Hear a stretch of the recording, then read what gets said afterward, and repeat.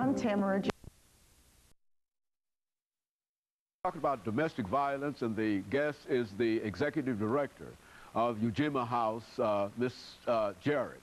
And of course, Miss Jarrett, let me pick up where we left off the last time and give you an opportunity to continue some of the reasons and some of the causes or the consequences of domestic violence as you see them from your position as the executive director of EJarrett House. Well, for instance, a woman can come into the shelter and she is mentally abused. Well, she has to go to a psychiatrist, and she's in counseling for a long time. Then you have the children who are traumatized. They're in counseling for a long time.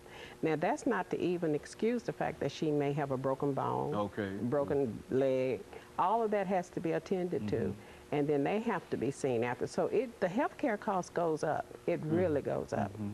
And you see a lot of these broken bones and broken legs and et cetera. Yes, yes. So you find that there's an increase in the number of folks that are coming to you? How do people generally come to you? There's a 211 number that they can call, and I'm listed on the 211 number. The Department of Domestic Violence with the Metro Police Department has my number. So they call me too, so I'm easy to get a hold of. And then just by word of mouth, the other agencies, the other shelters will refer people to you. Now, what would be a situation, could you sort of give me a rundown of situations that you might have of individuals who will come into you and how they came and some of the things that you were able to do for them? Well, number one, if a young lady calls, and if she's in danger, then I will go and pick her up from wherever she is.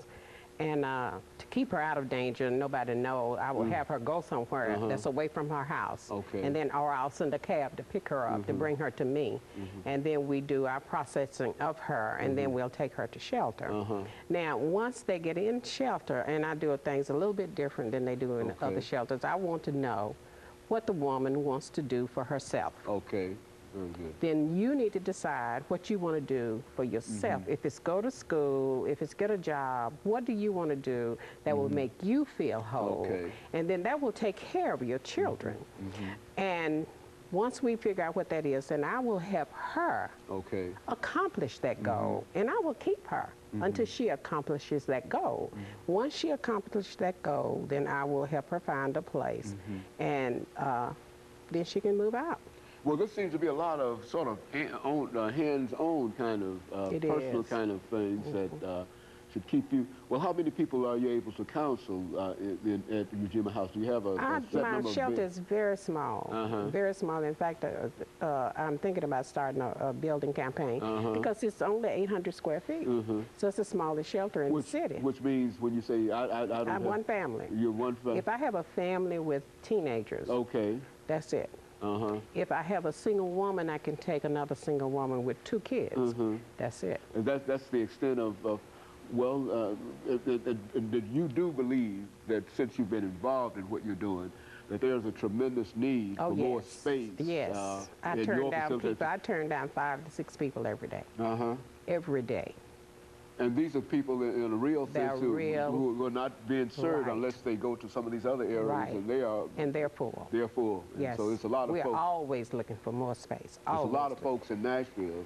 So do you believe that domestic violence is a real problem in Nashville? It's a big problem in Nashville. And I don't think really everybody knows how big it is. Well, let's talk about how big it is. I mean, now you have 3 shelters here. And out of the 3 shelters, right now, today, all of us are probably full. So now, if all of us are full, then where's she going? The person who might need your assistance or help. Where are they going? So Nashville, as large as it is, needs not only more than 3 shelters, but they need to have larger shelters. Now, if I was a little larger, because see, my funds are nil. If I was a little larger shelter, then I could help eliminate a lot of that backlog. But since I'm so small, I can't.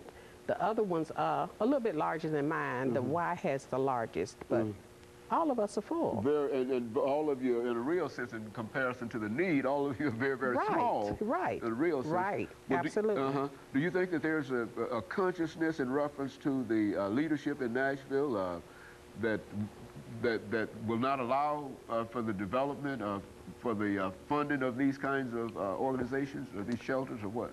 I don't think if the leadership is not allowing it, I don't think they really know that there is a need. Well, that, I think that's what it is. I think it's lack of education of the need. Because a lot of people, domestic violence is just like AIDS when you talk to people about it. Okay, all right. They don't want to get involved. It's just that simple. And which means that a lot of folks are not served. But as long as you, and I think you've already connected it to health and all of those other costs, et cetera, and as long as corporations should be the first one to get online because they're losing employee time.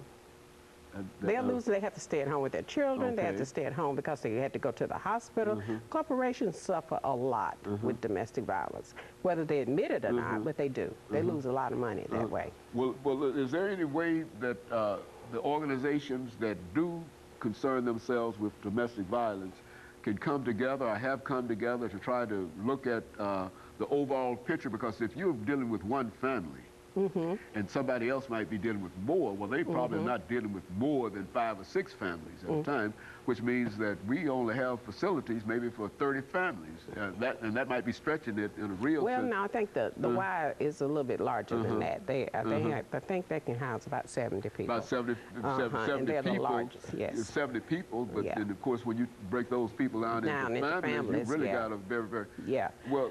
But and I might be wrong. Those numbers, they don't ever tell you how many it is. I may have the wrong numbers, but I don't know. It's apparent that there is a need. Yes, yes. And your purpose here today is to try to at least dramatize the need that you have as well as others have, and perhaps get some kind of support. What would you say to folks that would indicate that you need some additional help? I need some money. Need some money? Is that money would money does not solve every problem, but money would start my problems eradicated. Okay, very good. Yes. Which is to say that you would need money to build, expand your. That's right. And number one is to get staff, because I'm the only one there. You're the only person there. Well, now, really, we over the last 25 or 30 seconds that we have before the end of this second segment, we really don't have much considering our population and our size and et cetera, and considering the problem that this might cause. We really don't have anything dealing with domestic violence in a real sense. Is that what we're saying? That's what I'm saying. That's general? Okay, and of course we'll expand upon that after this final commercial break, and we'll be back with our audience following this very short commercial break.